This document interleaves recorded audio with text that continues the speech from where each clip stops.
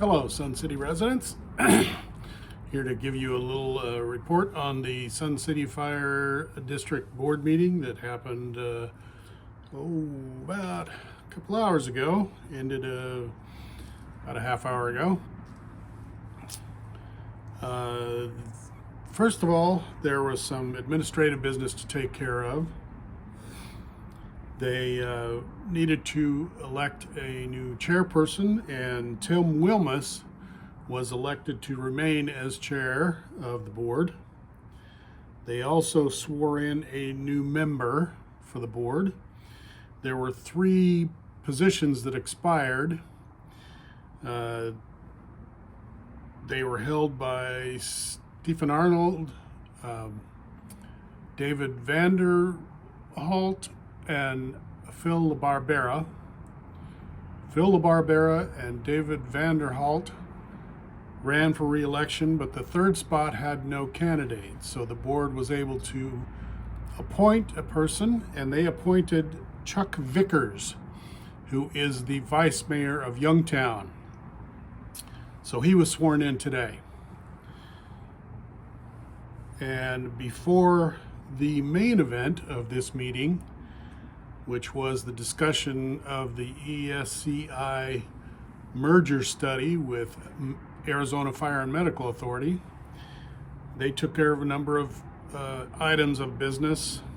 Among them, they approved purchasing a SCBA fill station. Now, that is a piece of apparatus that fills their oxygen bottles that they wear in the cases where they need to go into a home that's filled with smoke and they need that oxygen to breathe. They agreed to purchase that for Station 131, which is at 99th Avenue and Bell Road. They also approved purchasing a vehicle for a battalion chief to replace one that has passed its prime. Now, moving on to the ESCI study,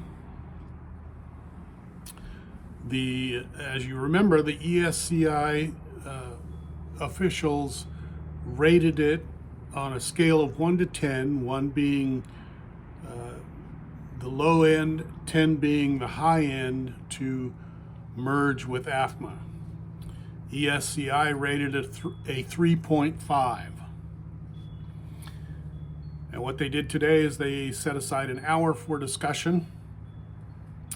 And if they needed more discussion after that, they would push it to the December meeting. It came to the point that they did not need to push it to the December meeting, and a decision was made today. And the decision was to accept the ESCI study and take no action on it at this time. Some of the discussion, first, Chairman Wilmus had the board members offer their thoughts. Now, he offered his thoughts, and he said that there was not one stat that he saw in the report that would help the Sun City Fire and Medical Department. He also said that if Sun City joined AFMA, it would make a very much larger district, which would mean that all the response times would be from that one district, not each district individually. That would mean that Sun City's response times would be longer. Not to say that their responses to incidents in Sun City would be longer. It's to say that when you looked at their response times as a whole, with the whole district, they would seem longer.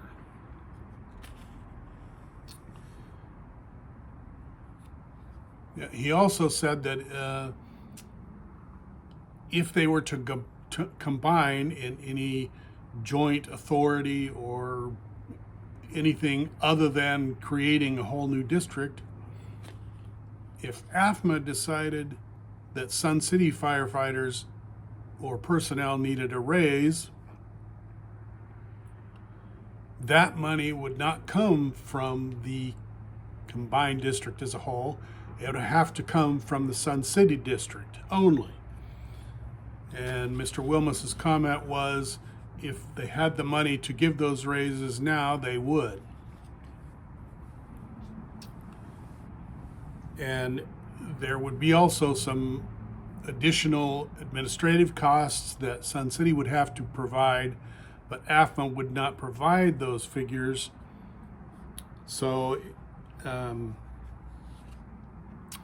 he was a little leery of that. He also said that if there was a joint authority, there would be less power for that entity, as opposed to, in his words, tearing it all down and starting from scratch with a whole new district, including AFMA, North County, South County, Sun Lakes, Sun City. Phil LaBarbera agreed with everything that Mr. Wilmus had to say. He also was disappointed that there was no resource information provided for Buckeye Valley. David Vanderholt also agreed with his two predecessors, and he didn't see a benefit to Sun City at this time. Phil Griswold said the savings was to Sun City was unclear.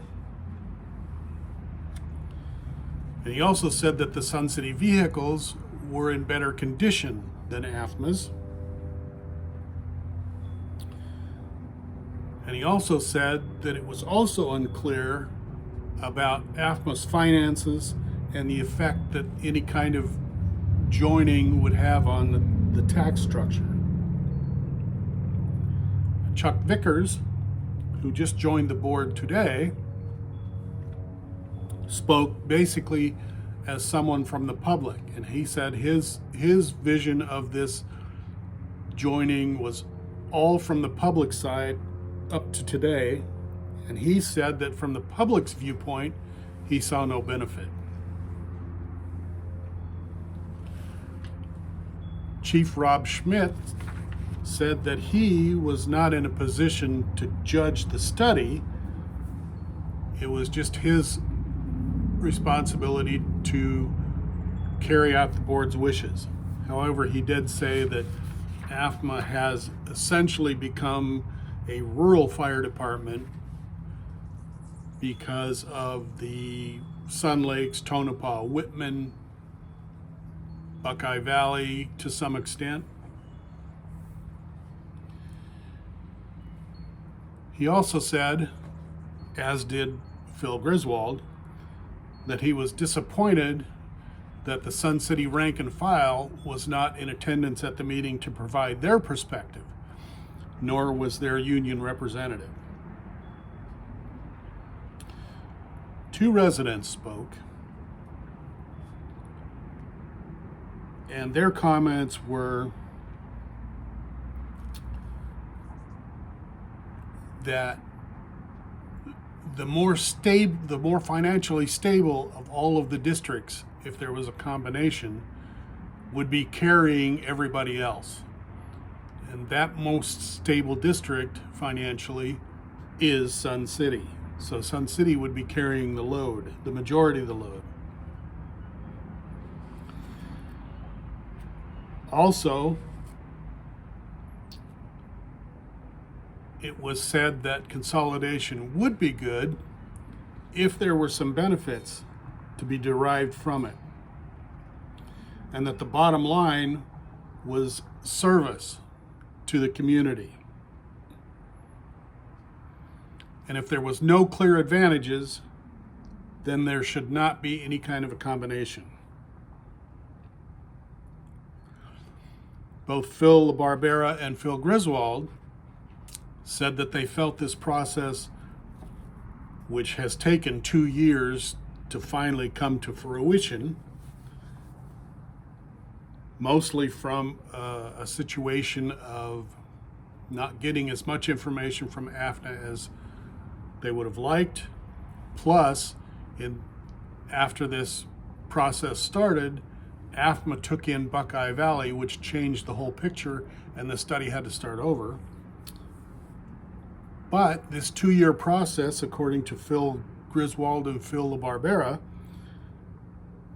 could be good for the Sun City Department because it could provide Chief Schmitz with an opportunity and some ideas about strategic planning for the Sun City District and Department. So there you have it. Thanks for watching.